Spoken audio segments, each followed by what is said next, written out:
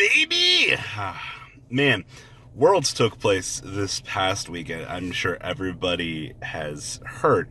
And I will say this. Whoo, baby. So much to talk about. But first off, I gotta give a special shout out to Konami and to Bowden. Thank you, both of you, for making sure that with the mystical powers of the world, that Altergeist are going to get hit next list. Thanks, guys.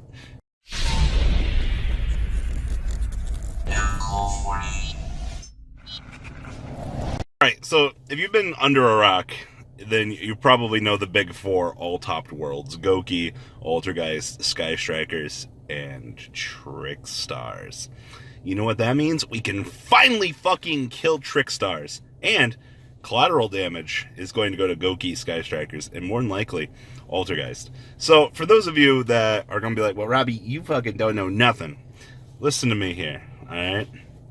Infernities didn't do jack shit until their worlds, and that shit got killed hella fast.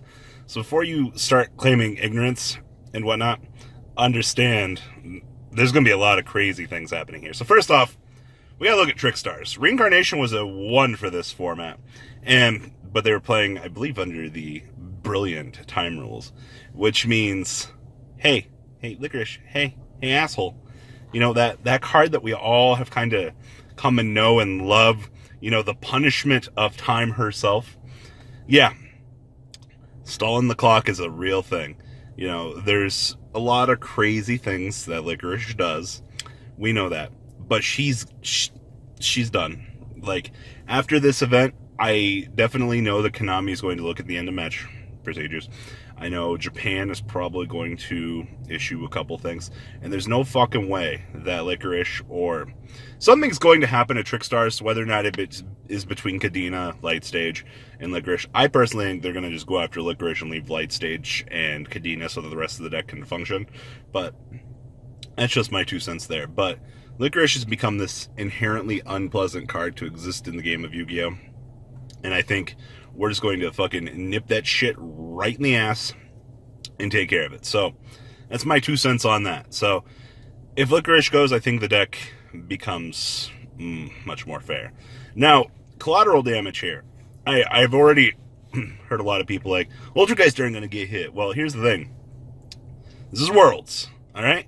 Worlds is this vastly strange format of weird things that kind of come together. And when these things kind of shape up into things, you know, Konami does look at this and does punish decks for this. You know, Altergeist with Multi-Faker, you know, even Siliquidos. I do got to give it to Siliquidos. Multi-Faker did bring the deck home for what it does.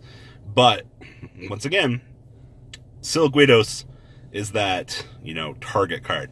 Now, I've talked about several hundred times over already that I think Siliquidos is the troublesome card. Just limited to 1, you know, get your 1, call it a day.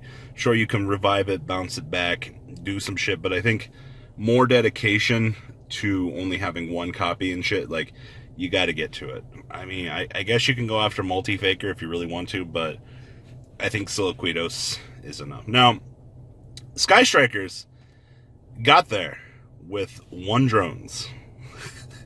Keep in mind that the ban list is a combination of the TCG and the OCG. Maybe we need to do something about Engage. I think the fact that you can take Hornet Drones to 1 and still allow the deck to be a functioning toolbox. And I mean this wholeheartedly when you know, look at the deck as a whole. Like, the toolbox engine is what makes that deck fucking even good. And, you know, without this style of deck existing, I mean, when was the last time we had anything that was like an entire toolbox in itself? Spellbooks? I honestly think Spellbooks would have been the last deck I would have classified on this level, because you have the ability to tutor for anything, and literally, like, when I look at, like, the utility and aspects of the deck, like, I definitely, yeah, I think Spellbooks was the real last deck that was kind of like Sky Strikers. I could be wrong, please inform me in the comments section, but I think they're probably going to touch Engage at some point. I don't want them to, but they probably will. And then the Heat de Resistance! Everybody, including myself, ate their words this weekend. And, oh, let me tell you, It's like eating your own fucking feces. Don't do that. It's bad, okay? I and everybody else thought that Goki was going to be the best deck for the event. I still don't think I was wrong. I think that the combo potential that Goki has is great. But evidently not having Max C in a format, evidently is just bad. So Goki's infinite power ceiling that the deck has, because of the deck's overall ceiling that it can generate, I mean, if your general combos get stopped, I mean, what do you do? Especially when you're in a format like Worlds, for example, here, where you're kind of confined into this really weird scenario where you're in, I don't know, this unique format. And I mean, considering everybody realized and thought, you know, hey, fuck it, we're probably going to have to deal with Goki as the best deck. I think a lot of people made a lot more side decking calls for Goki for the event, which means, you know, even doing what the deck did for the event, I mean, hell, top 4 is still great. You know, this gets us back to the original point here. Divine Sword's probably going to get banned. Nightmare Goblin's probably going to get banned. I don't know why people think Goblin is good for the game. Like, additional normal summon castaments are fucking dumb.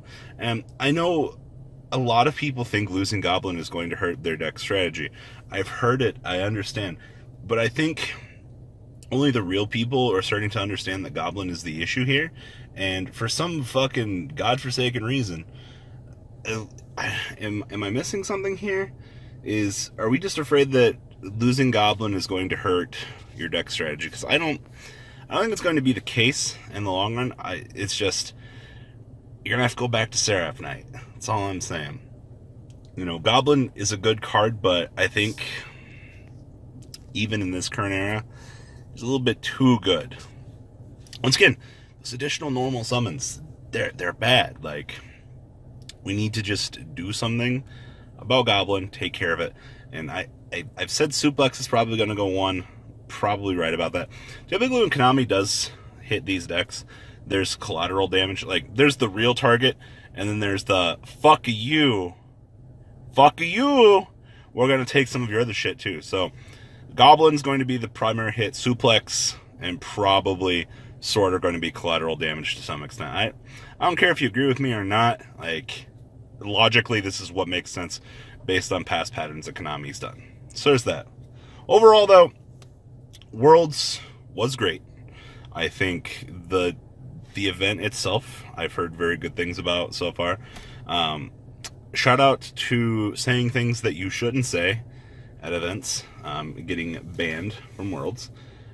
You are at a very high tier event, but evidently you don't need to watch what you say. That's all I gotta say. But so there's my 2 cents on that.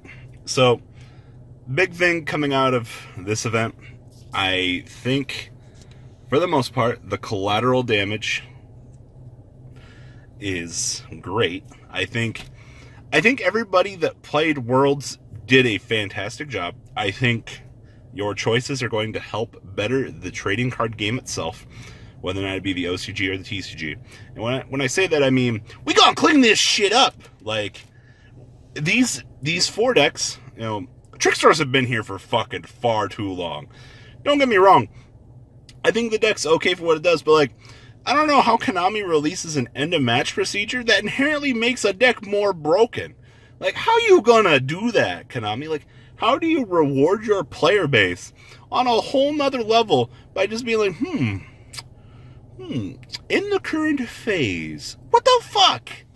Like, if you take anything away from this video, understand that the big 4 right now are probably going to die in some sort of fire. Konami, you need to work on these end-of-match procedures. Your player base has told you that we don't like these. And you continue to be like, did somebody say something out there? Oh, no, everything's going great. Like, if the player base in Yu-Gi-Oh! Has kind of understood anything throughout time and space, it's, no matter how much we bitch about something, Konami's not going to fucking listen to us. So these words are probably just falling on deaf ears. But for the most part, you know what? We're going to continue to just sit here and complain, and eventually This is what happens when you start paying your judges. I'm sure it was a great, fantastic move, but your competitive player base, you fucked us so badly. Like, so many people don't even want to go to events because it's like, oh boy, licorice. Summon. Enter, and it's like, you're in the turn, opponent draws. Like, oh, you lose. Like, I'm sure there can be more consequences with people playing fucking shit like Cowboy and garbage like that in time, but like, you need to do something about licorice. Just saying. Or just do something about the match reviews. So, that's all I've got. Finals was won because of time. But I believe I read a post from Bowden saying that he lost no matter what, so take it for what it is. That's all I got for this video, guys. Hope you're all ready for Altergeist and Trickstars to die on the next list. That's what I like to hear, baby. The ride never ends, guys. Make sure you enable those notifications to get the latest videos that are being posted on this channel. Make sure you guys check out VanCole40 for my Cardfight Vanguard channel. And join me and House of Champions on the Zodiac Duelist TV Twitch stream. We'll be interacting with our audiences. And please check out No Limit Gaming and LGTCG.com for the cheapest trading cards on the market. Thanks for watching, guys, and please have a good day.